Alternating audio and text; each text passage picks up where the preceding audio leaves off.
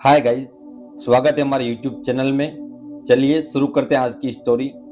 दोस्तों, जिंदगी में अक्सर हम सोचते रह जाते हैं, जाऊं या ना जाऊं, बोलूं या ना बोलूं, आगे बढ़ूं या रुक जाऊं। पर क्या आप जानते हैं कि महात्मा बुद्ध ने 7 ऐसी जगह बताई हैं जहां कभी सोचने की जरूरत ही नहीं, वहां बिना बुलाए भी तुरंत पहुंच जाना चाहिए।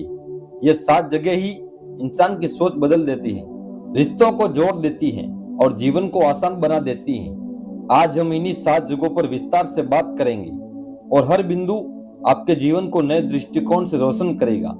तो अगर आप चाहते हैं कि ऐसे ही गहरे और प्रेरणादायक विचार आपको मिलते रहें, तो आप अभी इसी चैनल को सब्सक्राइब कर लीजिए और बेल आइकन दबा दीजिए ताकि आने वाला हर वीडियो सबसे पहले आप तक पहुंचे।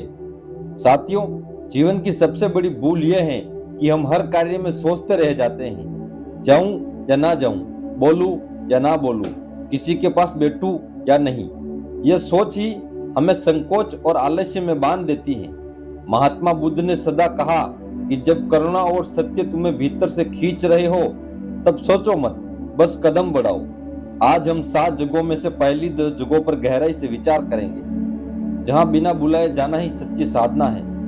पहली जगह है ऐसी जगह जहां ज्ञान बांटा जा रहा हो। ज्ञान कोई वैसी वस्तु नहीं है जो किसी एक व्यक्ति की संपत्ति हो। ज्ञान तो जल की तरह है जो सबको तृप्त करता है, और प्रकाश की तरह है जो सबको राह दिखाता है। बुद्ध ने कहा था कि यदि कोई दीपक जल रहा हो तो उससे अपना दीपक जलाने में संकोच मत करो। सोचो मत कि किसी ने तुम्हें बुलाया या नहीं। यदि सामने सत्य है, यदि सामने कोई साधक है जो अनुभव बांट रहा है, यदि कोई गुरु, कोई शिक्षक, कोई विद्वान, कोई संत, कोई ग्रंथ तुम्हारे सामने उपलब्ध है, तो जाओ, झुको और ज्ञान को ग्रहण करो। कोई ज्ञान लेने के लिए निमंत्रण की आवश्यकता नहीं होती, केवल जागृति की आवश्यकता होती है। मैं तुम्हें एक कथा सुनाता हूँ। बुद्ध के समय एक छोटा बालक हर रोज दूर से सभा को देखता था, लेकिन भीतर नहीं आता था। एक दिन बुद्ध ने स्वयं उसे बुला लिया और पूछा, तुम इतने दिन से बाहर खड़े हो, भीतर क्यों नहीं आते? बालक ने उत्तर दिया, मुझे लगा मुझे तो किसी ने बुलाया नहीं। बुद्ध मुस्कुराए और बोले, सत्य के द्वार पर कभी नियंत्रण नहीं दिया जाता। यह द्वार सदा खुला रहता है। जो खोजी है वह बिना बुलावे के भी प्रवेश करता है। मित्रों, यही शिक्षा है। यदि तुम सोचते रहोगे कि कब कोई बुलाएगा, कब कोई कहेगा कि आओ, तब तुम जीवन की सबसे बड़ी निधि से वंचित रह जाओगे। ज्ञान का संसार ऐसा है कि यदि तुमने एक शब्द भी समझ लिया तो जीवन का मार्ग बदल सकता है। यही कारण है कि पहली जगह जहां तुम्हें बिना बुलाए जाना है वह ज्ञान की सभा। चाहे वह स्कूल हो या पुस्तकालय हो, चाहे साधना का स्थल हो, चाहे किसी संत का प्रवचन हो, वहां तुम्हें संकोच नहीं करना चाहिए। बुद्ध कहते हैं, अज्ञान ही दुख का कारण है और ज्ञान ही मुक्ति का मार्ग है। इसीलिए ज्ञान के द्वार पर प्रतीक्षा मत करो।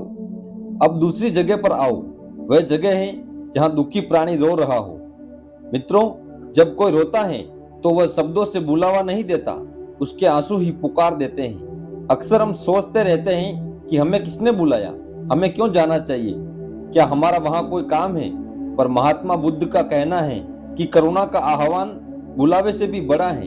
यदि तुम्हारे पास हृदय है, यदि तुम्हारे भीतर करुणा का प्रवाह है, तो दुखी की पुकार को सुनने के लिए कान नहीं, हृदय चाहिए। कल्पना करो, कोई व्यक्ति सड़क पर गिरा हुआ है, घायल है, और चारों ओर लोग खड़े हैं। सब सोच रहे हैं कि कोई और मदद करेगा, परंतु जो व्यक्ति बिना बुलाए, बिना सोचे समझे तुरंत आगे बढ़कर हाथ पकड़ लेता है, वही बुद्ध का सच्चा अनुयायी है। क्योंकि दुखी प्राणी को निमंत्रण देने की शक्ति नहीं होती, उसका रोना ही निमंत्रण है। बुद्ध ने कहा है, करुणा ही धर्म का हृदय है। एक घटना बुद्ध के जीवन की है। एक स्त्री अपने मृत बालक को गोद में लेकर रो रही थी। वह बुद्ध के पास पहुंची और कहा, मेरे पुत्र को जीवन दो। बुद्ध ने कहा, यदि तुम एक ऐसा घर खोज लाओ जहां कभी कोई मरा ना हो, तो मैं तुम्हारे पुत्र को जीवन दे दूंगा। स्त्री पूरे गांव में गई, हर घर से पूछा, पर हर घर में किसी न किसी की मृत्यु हो चुकी थी। तब वह स्त्री समझ गई कि दुख सबका साथी है। वह बुद्ध के चरणों में रोते हुए गिर पड़ी और बोली, अब मैं समझ गई, मेरा दुख अकेला नहीं है, यही करुणा का संदेश है। जब कोई दुख में हो तो तुम्हें बुलावे की प्रतीक्षा नहीं करनी चाहिए।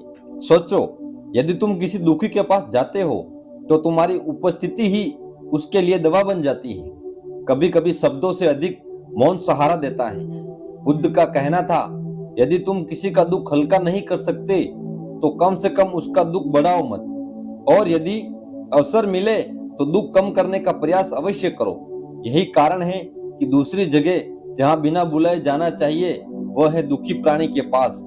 ये दोनों बिंदु हमें यही सिखाते हैं कि सोचते मत रहो, जीवन बहुत छोटा है और अवसर पल भर में खो जाते हैं। जहां ज्ञान है वहां जाओ, जहां दुख है वहां जाओ। यही जागृति, यही धर्म है। अब हम उन 3 स्थानों पर विचार करेंगे जो हमारे जीवन की नींव को और अधिक मजबूत करते हैं। तीसरी जगह है जहां भलाई का कार्य हो रहा हो। साथियों, संसार में अच्छे काम अक्सर चुपचाप होते हैं। जब बुराई होती है तो उसका शोर चारों ओर फैलता है, लेकिन जब भलाई होती है तो उसका प्रकाश धीरे धीरे फैलता है। परंतु यही प्रकाश अंधेरे को मिटाता है। महात्मा बुद्ध ने कहा है, सत्य और भलाई का कार्य चाहे छोटा हो पर उसका प्रभाव अनंत होता है। यदि कहीं कोई वृक्ष लगाया जा रहा है, यदि कहीं गरीबों को भोजन कराया जा रहा है, यदि कहीं किसी बीमार की सेवा हो रही है, यदि कहीं किसी शिक्षा का दीप जलाया जा रहा है, तो वहां जाने में देर मत करो। सोचो मत कि तुम्हें बुलावा आया है या नहीं। भलाई के कार्य में शामिल होना स्वयं अपने जीवन को पवित्र करना है। एक बार बुद्ध के शिष्य आनंद ने पूछा, भ्राते, हमें कैसे पता चले कि कौन सा कार्य धर्म का है और कौन सा नहीं?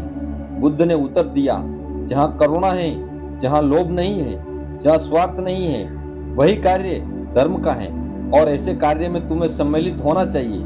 मित्रों, जब आप किसी भलाई के कार्य में शामिल होते हैं तो आपके भीतर छिपी करुणा जाग उठती है और यही करुणा धीरे धीरे आपकी आदत बन जाती है। चौथी जगह है जहाँ अन्याय हो रहा हो।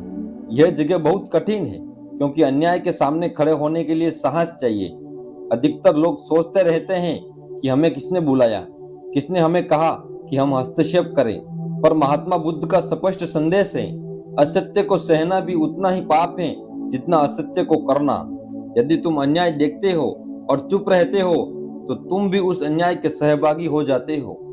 एक उदाहरण से समझो, यदि किसी बच्चे को कोई डांट रहा है, मार रहा है और तुम पास खड़े हो लेकिन यह सोचकर चुप हो कि यह तो उनका निजी मामला है, हमें किसने बुलाया, तो याद रखना तुम्हारा मौन उस अन्याय को और ताकत देगा। बुद्ध कहते हैं कि अन्याय के विरुद्ध खड़े होने के लिए निमंत्रण की आवश्यकता नहीं है, वहां तुम्हें बिना बुलाए पहुंच जाना चाहिए, क्योंकि अन्याय का अंत केवल साहस से होता है। बुद्ध के समय एक घटना प्रसिद्ध है। एक राजा अपने प्रजा पर अत्याचार करता था। बुद्ध ने उसे सीधे जाकर कहा, राजन, अन्याय का फल केवल दुहक है। यदि तुमने इसे रोका नहीं तो तुम्हारा राज्य टिक नहीं पाएगा। उस समय बहुत लोग सोच रहे थे कि राजा को कौन समझाएगा, पर बुद्ध ने निमंत्रण का इंतजार नहीं किया। वे स्वयं गए और सत्य कहा। यही साहस धर्म की पहचान है। अब 5वीं जगह पर आते हैं जहां कोई अकेला हो। साथियों, अकेलापन सबसे गहरा दुहक है।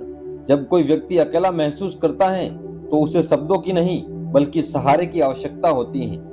अक्सर हम सोचते हैं कि हमें तो किसी ने बुलाया नहीं, हम क्यों जाए, परंतु महात्मा बुद्ध कहते हैं किसी के अकेलेपन में पहुंचना सबसे बड़ा दान है। एक शिष्य ने बुद्ध से पूछा, यदि हमें किसी दुखी को सांत्वना देने का अवसर ना मिले तो हम क्या करें? बुद्ध ने कहा, कम से कम उस अकेले व्यक्ति के पास बैठ जाओ, भले ही मौन में।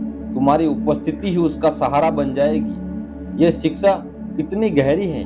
कभी कभी इंसान को शब्दों की आवश्यकता नहीं होती, बस ये जानने की आवश्यकता होती है कि कोई है जो उसके पास बैठा है, जो उसे देख रहा है, जो उसे समझ रहा है। आज के समय में यह और भी महत्वपूर्ण है। समाज में कितने लोग हैं जो भीड़ के बीच भी अकेले हैं। वे हंसते हैं पर भीतर टूट जाते हैं। यदि तुम ऐसे किसी व्यक्ति के पास बिना बुलाए चले जाओ और बस उनके साथ बैठ जाओ तो तुम उसके जीवन में प्रकाश बन सकते हो। बुद्ध का स्पष्ट संदेश है, भलाई के कार्य में बिना बुलाए शामिल हो जाओ, अन्याय के सामने बिना बुलाए खड़े हो जाओ और अकेलेपन में बिना बुलाए सहारा बन जाओ। यही सच्ची करुणा है, यही सच्चा धर्म है। इन 3 स्थानों पर यदि तुम कदम बढ़ा दिए तो तुम्हारा जीवन बदल जाएगा। भलाई का संग तुम्हें पुण्य देगा। अन्याय के विरुद्ध खड़े होने का साहस तुम्हें आत्मविश्वास देगा और अकेलेपन में सहारा देने की आदत तुम्हें करुणामय बना देगी। यही बुद्ध का मार्ग है। जीवन में बहुत बार हम ये भूल जाते हैं कि हमारा अहंकार हमें सच्चे सुख से वंचित करता है। हमने भाग 1 में सीखा कि ज्ञान और दुख की पुकार पर बिना बुलाए जाना चाहिए। भाग 2 में जाना कि भलाई और अन्याय अकेलेपन की स्थिति में हमें स्वयं आगे बढ़ना चाहिए। अब अंतिम 2 स्थान सबसे महत्वपूर्ण हैं, क्योंकि ये सीधे हमारे हृदय और आत्मिक जीवन को बदलते हैं। छठी जगह है जहाँ क्षमा मांगने का अवसर हो। अक्सर हम गलती कर बैठते हैं, कभी शब्दों से, कभी व्यवहार से, कभी अनजाने में और कभी जानबूझकर। लेकिन गलती करना उतना बड़ा अपराध नहीं है जितना अपराध है गलती मानने से इनकार करना। अधिकांश लोग सोचते रहते हैं कि सामने वाला पहले आए वही पहल करे, पर महात्मा बुद्ध ने स्पष्ट कहा है, गलती चाहे छोटी हो या बड़ी, यदि उसे स्वीकारने का अवसर है तो उसे तुरंत स्वीकारो। क्षमा मांगने में देर करना दुख को और अधिक गहरा कर देता है। सोचो कितनी बार हम अपनों से लड़ते हैं, गलत बोल देते हैं, अपमान कर बैठते हैं, उसके बाद भीतर से आवाज आती है कि जाओ और क्षमा मांग लो, पर हम सोचते हैं क्या हमें बुलाया गया है? क्या उसने कहा कि आओ और मुझसे क्षमा मांगो? यदि नहीं कहा तो हम क्यों जाए? लेकिन यही अंधकार संबंधों को तोड़ देता है। बुद्ध ने एक शिष्य को यही शिक्षा दी थी। वह शिष्य किसी दूसरे साधक से नाराज हो गया था। उसने उसे कठोर शब्द दिए। फिर वह बुद्ध के पास आया और बोला, मैं उसके पास तभी जाऊंगा जब वह मुझे बुलाएगा। बुद्ध ने मुस्कुराते हुए कहा, क्या जलते हुए घर में भी तुम निमंत्रण का इंतजार करोगे? तुम दौड़कर उसे बुझाओगे या बुलावे की प्रतीक्षा करोगे? शिष्य ने समझ लिया कि झगड़े का घर भी आग की तरह है और समय ही उसका जल बुझाने वाला जल है। वह तुरंत गया और अपने मित्र से क्षमा मांग ली। साथियों, यही शिक्षा है। यदि तुमसे गलती हुई है तो क्षमा मांगने के लिए बुलावे की प्रतीक्षा मत करो, क्योंकि क्षमा केवल संबंधों को नहीं जोड़ती, ये तुम्हारे हृदय को भी हल्का कर देती है। क्षमा मांगने से अहंकार टूटता है और जहाँ अहंकार टूटता है वहीं से करुणा का प्रवाह शुरू होता है। अब 7वीं और अंतिम जगह है जहाँ ध्यान का अवसर हो। यह स्थान सबसे गहरा है। महात्मा बुद्ध का जीवन ध्यान की महत्ता को जगाने के लिए समर्पित था। बुद्ध कहते हैं, ध्यान ही जीवन का सबसे बड़ा उत्सव है। ध्यान के लिए कोई निमंत्रण नहीं देता, यह स्वयं का चुनाव है। मंदिर में जाओ, जंगल में जाओ, घर के कमरे में बैठो, कहीं भी बैठो, ध्यान का अवसर हर जगह है। परंतु हम सोचते रहते हैं कि अभी समय नहीं है, अभी परिस्थितियां अनुकूल नहीं है, अभी कोई बुलावा नहीं आया। यही हमारी सबसे बड़ी भूल है। ज्ञान का आह्वान भीतर से होता है, बाहर से नहीं। जब भी अवसर मिले, जब भी समय मिले, 5 मिनट ही क्यों ना हो, तो सोचो मत, तुरंत ध्यान में बैठ जाओ। बुद्ध का संदेश यही है कि ध्यान किसी विशेष निमंत्रण का मोहताज नहीं है। एक घटना है, एक साधक ने बुद्ध से पूछा, ध्यान के लिए उपयुक्त समय कौन सा है? बुद्ध ने कहा, जिस क्षण तुम ये प्रश्न पूछ रहे हो वही सबसे उपयुक्त समय है। यह वचन बहुत गहरा है। इसका अर्थ है कि ध्यान के लिए कोई भविष्य का इंतजार नहीं है, कोई विशेष परिस्थिति का इंतजार नहीं है। जीवन का हर पल ध्यान का अवसर है और इस अवसर पर तुम्हें बिना बुलाए पहुंचना चाहिए। सोचो, यदि तुम ध्यान की आदत बना लोगे तो तुम्हारा मन शांत हो जाएगा। क्रोध, द्वेष, चिंता सब धीरे धीरे मिट जाएंगे और जब मन शांत होता है तब जीवन का हर अनुभव उत्सव बन जाता है। यही कारण है कि बुद्ध ने जीवन को ध्यान का सबसे बड़ा वरदान कहा है। निष्कर्ष, जागृति का संपूर्ण संदेश। प्रिय साथियों, हमने आज 7 ऐसी जगहों पर विचार किया जहां हमें बिना बुलाए जाना ही चाहिए। पहली जगह जहां पर ज्ञान बांटा जा रहा हो, दूसरी जगह जहां दुखी प्राणी हो, तीसरी जगह जहां भलाई का कार्य हो रहा हो, चौथी जगह जहां अन्याय हो रहा हो, 5वीं जगह जहां कोई अकेला हो, छठी जगह क्षमा मांगने का अवसर हो और 7वीं जगह जहां ध्यान का अवसर हो। यह 7 स्थान केवल बाहरी जगह नहीं है, यह हमारे जीवन का मार्गदर्शन है। जब हम ज्ञान के पास बिना बुलाए जाते हैं तो हम जागरूक होते हैं। जब हम दुखी के पास जाते हैं तो हम करुणामय होते हैं। हम भलाई में शामिल होते हैं तो पुण्यवान बनते हैं। हम अन्याय के सामने खड़े होते हैं तो साहसी बनते हैं। हम अकेलेपन में सहारा देते हैं तो हम मानवीय बनते हैं। और जब हम क्षमा मांगते हैं तो हम विनम्र बनते हैं। और जब हम ध्यान करते हैं तो हम मुक्त हो जाते हैं। महात्मा बुद्ध का यह अमर संदेश है कि जीवन को मत टालो, सोचते मत रहो, जहाँ सच्चाई, करुणा और जागृति का अवसर है, वहाँ बिना बुलाए ही पहुंच जाना साधना है। वहाँ बिना बुलाए